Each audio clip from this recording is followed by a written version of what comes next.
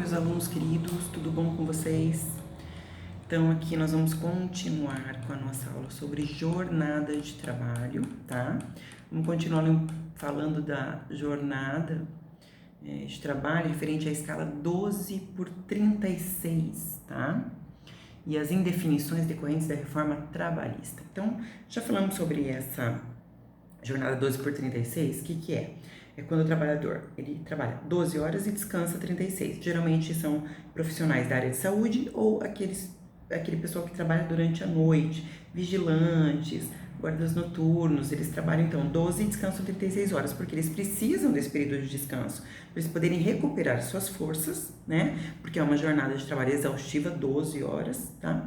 E aí depois eles voltam totalmente recuperados, tá?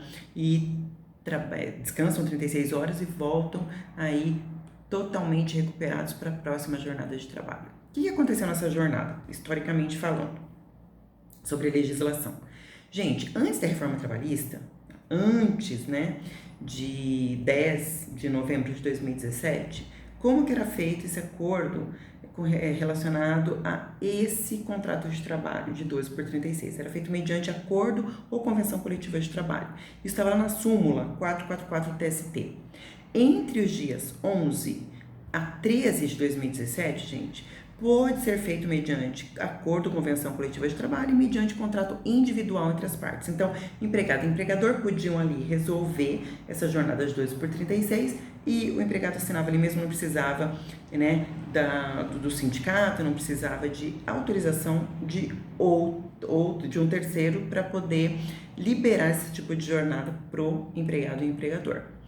Gente, olha que engraçado, entre os dias 14 de novembro de 2017 a 22 de abril de 2018, voltou a ser somente mediante acordo ou convenção coletiva de trabalho. Ou seja, surgiu do Legislativo uma medida provisória, gente, 808 de 2017, que então proibia esse tipo de jornada mediante contrato individual entre as partes. Mas, após algumas deliberações, foi liberado novamente e a partir de 23 de abril de 2018, então, gente, ficou valendo que essa jornada de 12/36, ela pode ser feita mediante acordo ou convenção coletiva de trabalho, tá? E mediante contrato individual entre as partes, que é a Lei 13.467 de 2017, ou seja, perderam tempo porque a reforma trabalhista trouxe, né, essa possibilidade de fazer acordo coletivo para essa jornada de 12/36, acordo individual para essa jornada de 12/36, e aí a medida provisória veio atrapalhar tudo e virou essa confusão aí de legislação querendo dominar esse assunto, tá? Mas o que vale hoje, então, é que pode ser feito, então, o contrato de trabalho de 12/36 mediante acordo ou convenção coletiva e mediante acordo individual entre as partes, ok? Isso é o que é válido hoje, tá? Então, se cair lá na prova, como que é feita a escala de 12/36, né? Por convenção coletiva ou por contrato individual entre as partes? Vocês vão dizer que pelas duas formas, ok?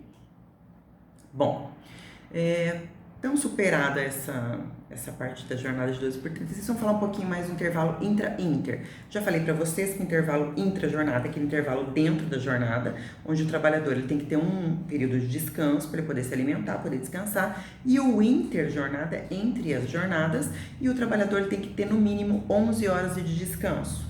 Mesmo que ele, por exemplo, saia do trabalho às 6 horas da tarde, de uma sexta-feira, ele só vai voltar a trabalhar se tiver um descanso, um dia de descanso no mês, só vai voltar a trabalhar no outro dia, 36 horas depois, lá na segunda-feira, no mínimo 36 horas. Então, a gente tem que lembrar assim, bom, se eu trabalhei até as 19 horas, tá? De uma quinta-feira, supondo, quando que eu posso, que horas que eu tenho que voltar a trabalhar no outro dia? Você não pode voltar a trabalhar antes das 6 horas da manhã, porque você tem que ter no mínimo 11 horas de descanso. Se, por exemplo, a sua folga era na sexta-feira, transfere isso lá pro sábado, tá? Então, tem que ter 11 horas de descanso entre uma jornada de trabalho e outra. E se tiver o descanso semanal remunerado ali no meio, não tem problema. Ele entra também, e aí você soma aí horas de 36 horas de descanso, tá bom? Tá. Deixa eu ver o que mais aqui sobre a importância. Tá, a importância do intervalo já falei pra vocês, né? Direito do trabalhador que precisa descansar. Tá, qual que é, gente, a punição pro empregador que não concede esses intervalos, tá? Quando a regra do interjornada, ela é desrespeitada, que é aquele entre, né, as jornadas, o artigo 71 da CLT, gente, ele define que tem que haver um pagamento extra pelo período trabalhado, tá? Então, fala lá assim, que a não concessão, concessão parcial, intervalo intrajornada mínimo para repouso e alimentação a empregados urbanos e rurais implica o pagamento de natureza indenizatória apenas desse período suprimido, com acréscimo de 50% sobre o valor da remuneração da hora normal de trabalho. Muito bem. Então, gente, quando você empregador, descumpre e não concede esse intervalo, para o interjornada, você vai ter que pagar horas extras. E para o intrajornada, que é aquele intrajornada, você vai pagar o período referente àquele que o empregado não conseguiu descansar. Então, se ele tinha direito a 1 hora de intervalo e você concedeu apenas meia hora de intervalo, você vai ter que ressarci-lo de uma forma indenizatória, né? De meia hora de serviço que ele exerceu e não descansou, tudo bem? Tá, então, gente, já superamos também essa partezinha do intra e inter, tá? E é só ressaltar uma coisinha para vocês. Antes da reforma trabalhista, esse intervalo intra-jornada, digamos que o trabalhador ele tivesse direito, por exemplo, a 1 hora de intervalo e ele ficasse sem cumprir 1 hora certinha de intervalo, o empregador, por exemplo, concedesse para ele apenas 45 minutos de intervalo, no momento lá da reclamatória trabalhista, o que era decidido? Que o empregador ele tinha que ressarcir esse empregado pelo período total, tá? Então, era 1 hora que ele tinha que pagar para o empregado, mesmo que ele tivesse trabalhado, que ele tivesse, por exemplo, ficado sem descansar só por 15 minutos. Depois da reforma trabalhista, isso mudou. Então, se, por exemplo, ele tem direito a 1 hora e ele ficar sem descansar só 15 minutos, numa reclamatória trabalhista hoje, o empregador ele vai ressarcir esse empregado os valores referentes só aos 15 minutos que ele não descansou, não é mais da hora cheia. Então, essa foi uma mudança também bem significativa aí que a reforma trabalhista trouxe. É apenas do horário suprimido, ou seja, do horário que não foi concedido ao empregado. Aí vai fazer o cálculo e vai ter que pagar desse horáriozinho que o empregado não cumpriu como descanso, ok? Tá. Muito bem. Exceções à regra do interjornada. Então, entre um intervalo e outro. Gente, existem regras gerais, né? A gente sabe que na nossa legislação trabalhista existem regras gerais. E também eu sempre falei para vocês que existe também exceções, tá? Então, gente, as exceções com relação ao intervalo interjornada, eu vou falar aqui para vocês que existem algumas, das quais uma delas é a jornada 12 por 36. Então, gente, as jornadas 12 por 36, ou seja, 12 horas trabalhando ininterruptamente, tá? Seguidas de 36 de descanso, ela não vai seguir essa regrinha, tá? Do intervalo interjornada, desse descanso aí de 11 horas entre uma jornada e outra, tá? Porque a própria legislação, ela já deixa bem claro que é um período especial de trabalho, onde o empregado vai trabalhar 12 e vai descansar 36. Então, não entra esse período aí de 11 horas. Outra exceção, gente, é para os jornalistas. Para essa categoria dos jornalistas, gente, o período de descanso que tem que ser cumprido após, né, o término aí da jornada diária de trabalho é de no mínimo 10 horas e não de 11 horas, tá? Você veja que é menos. Para o serviço ferroviário, aquelas pessoas que trabalham em ferrovias. Gente, esses trabalhadores, eles têm estabelecido que para o descanso entre as duas jornadas já é um período de 14 horas. Olha só como já tem uma modificação aí. Não é 11, são 14, tá? Para os motoristas, gente, no caso de um motorista só, tá? O artigo 235 da CLT, dentro de um período de 24 horas, assegura ao trabalhador 11 horas de descanso, tá? Mas, gente, nesse caso, o período ele pode ser fracionado. O que é fracionado? Ele pode ser ali dividido, tá? Ou ainda coincidir com seus períodos de parada obrigatória, ou seja, eles têm uma parada obrigatória, tem que ser feita, que lá o Código de Trânsito Brasileiro, ele traz isso. O Código de Trânsito Brasileiro é 9.503 de 97. É esta lei número 9.503 de 97 que fala sobre essas paradas obrigatórias dos motoristas, tá?